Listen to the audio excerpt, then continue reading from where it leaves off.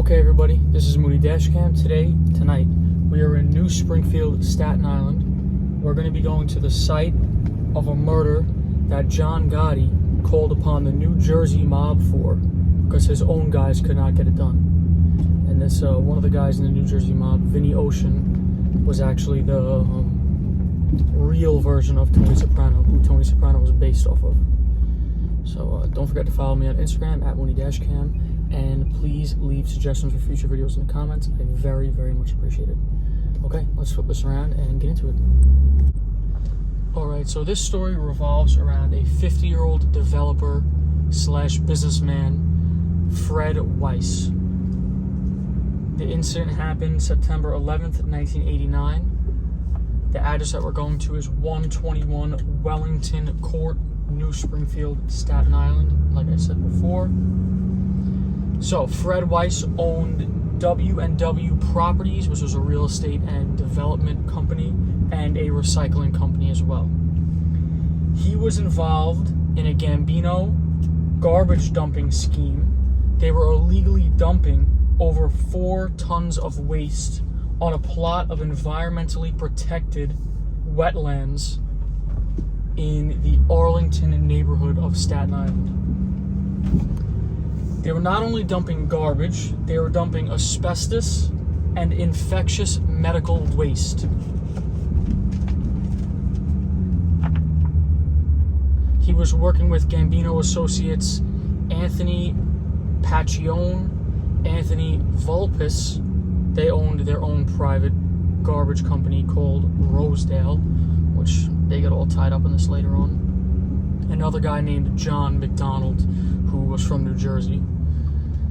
They all get indicted, and they face up to 70 years and $2 million fines. So Fred Weiss, he was a moneymaker. He gets himself out on $250,000 bail. Now, he's facing 6 counts of mail fraud, which I don't know where that comes into play. I guess they got him on that along with the other things.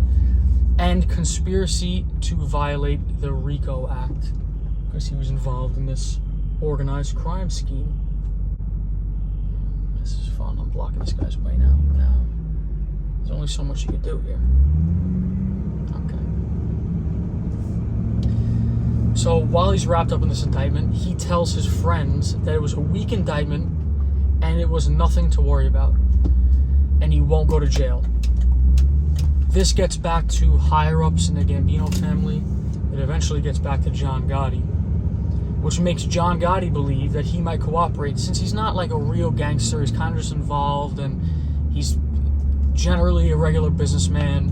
You get wrapped up in this indictment and face 70 years. John Gotti knows better than to just trust this guy's not going to flip on his whole operation.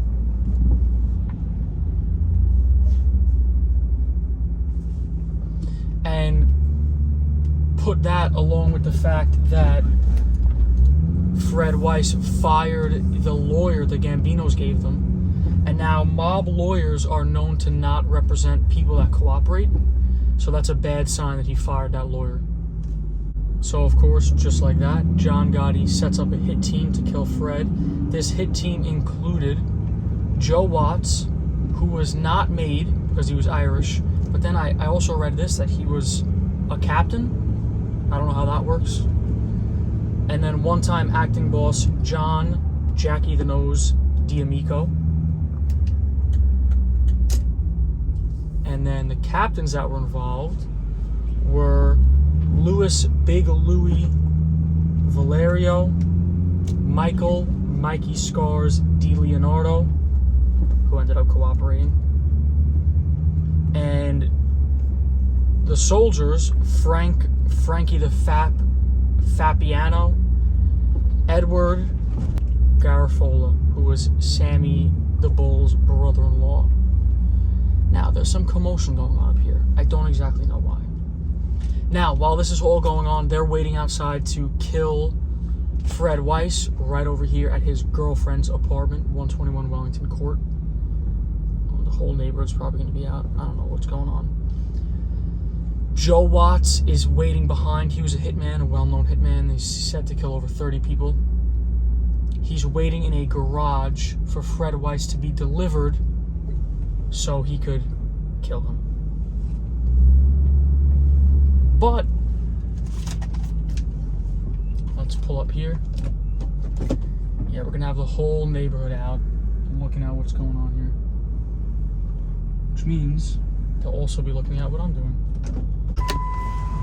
So this is 121 Wellington Court, where his girlfriend had an apartment or condo. It's not very clear exactly what. His car was parked, I believe, right here, facing the way my truck is facing. I don't know if this was a one-way at one point, because it seems like other cars on the road are facing this way also, which would make it a one-way. But his car's facing right here, and I'll give you the reasoning why I believe it's this spot. This building back here,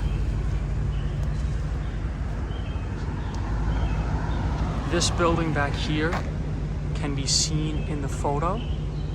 And there's also, when we drive a little bit, there's a building back there that is blocked by newer buildings that were built that is also seen in the photo. Okay, so Fred Weiss never shows up for the Gambino hit team. He wasn't there. He didn't pull up that day. So John Gotti gets in touch with the DeCavalcante family. I'm definitely pronouncing this wrong. 100%. No doubt about it. But that's what you guys come here for, right? Okay, let's walk across the street, get a few different angles. So yeah, this building has definitely been here since at least 1989. It's a nice little area, very quiet. Everyone's walking their dogs. That's how I get a feel if an area is nice. So he gets in touch with that family in New Jersey to take the hit. He speaks to Vinny Ocean Palermo, which I said Tony Soprano was based after, and Giovanni John the Eagle Riggi, R-I-G-G-I, who was the boss. They put a hit team together comprised of Anthony Capo, who was the driver, Vincent Palermo, and James Gallo. James Gallo was a hitman himself. I'll do a story on him eventually, don't worry about that. He has an interesting background. This is a fun scene for what I'm doing here. It's giving me flashbacks. So, they do not want to disappoint John Gotti because they respect him very much. They're like, John Gotti referred to them as his farm team, which is kind of like an asshole thing to refer to them as. But they drive out to Staten Island the next day. So that was September 10th. They tried the other hit. This is September 11th that this hit's going on. They drive out the next day and they wait for him to come outside. They have so many guys for backup. People down the road. They wanted to make sure this hit actually went down right. Is that smoke coming from the hood, from under my hood? Let me know if anybody caught that. The camera might not have picked it up.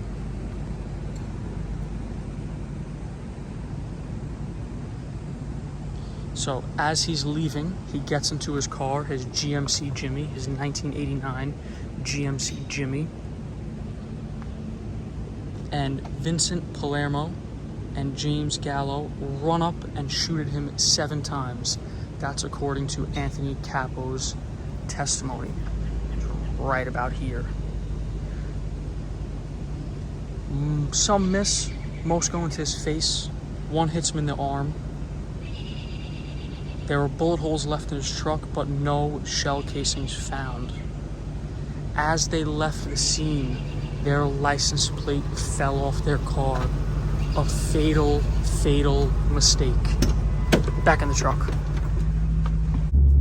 So of course, since the license plate fell off, the police were led directly to them. Anthony Capo ended up cooperating, which is how he got his testimony, of course. The first people that were arrested out of the Gambinos were Joe Watts and Jackie the Nose, who was actually an acting boss at one point. Turn around here.